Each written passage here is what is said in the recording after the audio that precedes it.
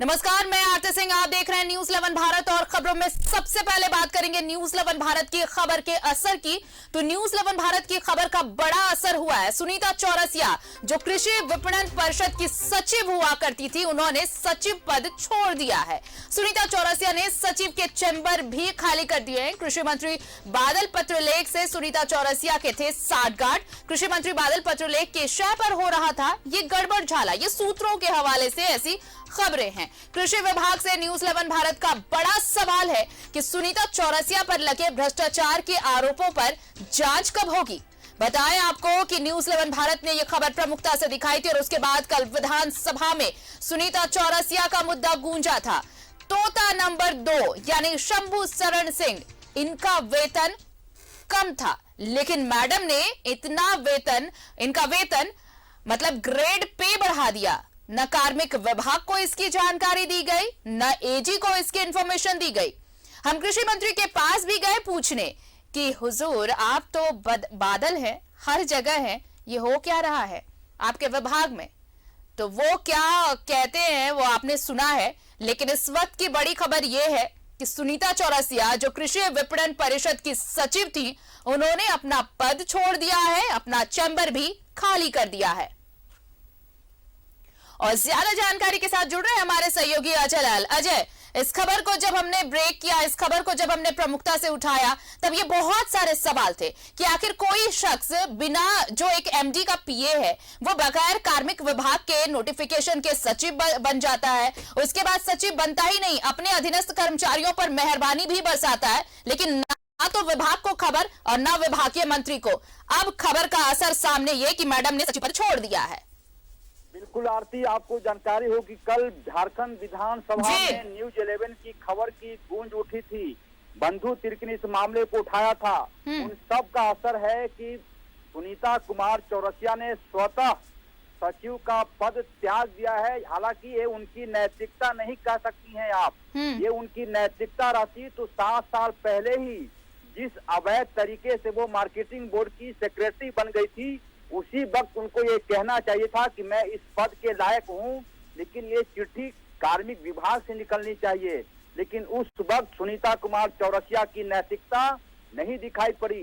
जब चौतरफा उन पर दबाव पड़ा न्यूज 11 के खबरों का, तमाम लोगों ने कहा कि कार्रवाई होगी, तब उन्हें लगा कि अब शायद इस पद पर बने रहना उनके लिए मुश्किलों भरा कदम होगा।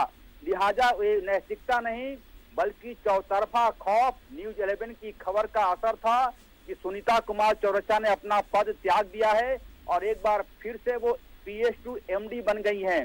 लेकिन मामला अभी शांत नहीं होगा आरती। जो जानकारी मिल रही है कि सुनीता कुमार चौरसिया ने रांची, जमशेदपुर, धनबाद, यहाँ तक कि कानपुर में अवैध संपत्ति इकट्ठा की है। ये जब जांच होगी तमाम चीजें निकलेंगी और इसकी भी जांच होगी कि सुनीता कुमार चौरसिया पर 7.5 सालों तक आशीर्वाद बरसाने वाले कौन कौन अधिकारी थे। लंबी फहरिस्त है, सबकी जानकारी न्यूज 11 के पास है। धीरे धीरे चीजें खुलेंगी, कई लोगों पर और गाज गिरने की संभावना है आरती। बिल्कुल। और देखिए अजय, इससे पहले जब तक न्यूज 11 भारत ने ये खबर नहीं दिखाई थी, तब तक बड़ा बेफिक्री सा ये सब कुछ चल रहा था।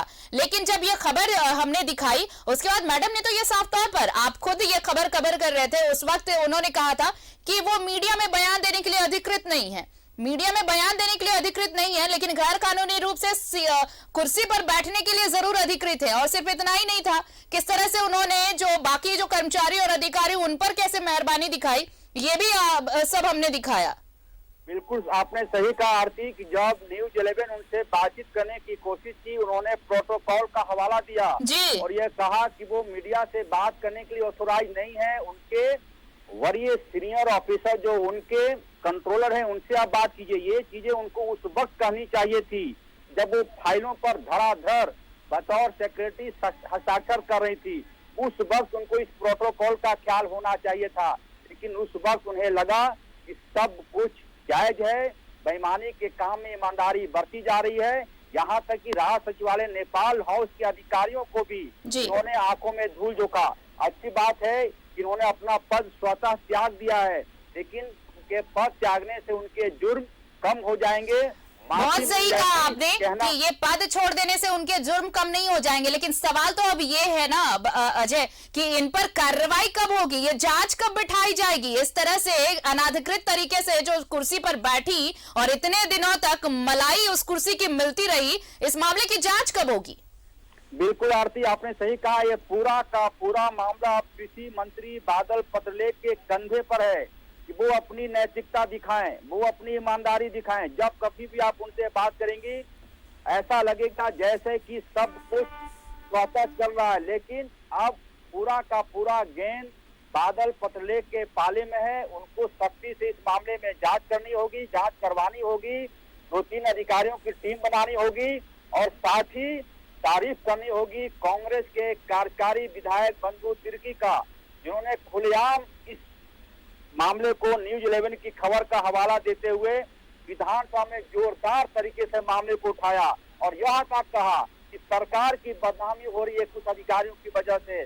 और आपको याद होगा कि हेमंत सोरेन ने भी कहा था कि कार्यपालिका को जंग लग गया है, जंग को छुड़ाने की जरूरत है और जंग छुड़ाने की शुरुआत हो चुकी है।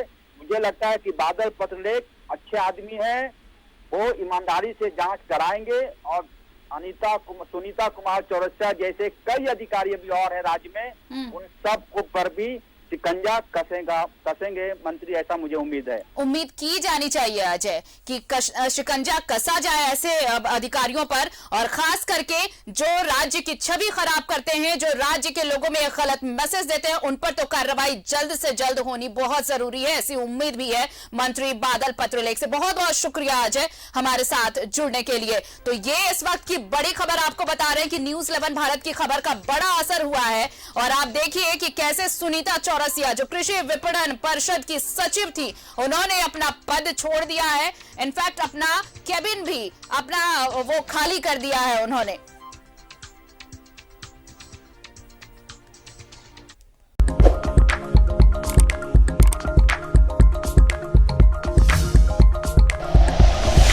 Like and share videos, subscribe करें हमारा चैनल और प्रेस करें बेल आइकॉन। न्यूज़ 11 भारत, सच है तो दिखेगा।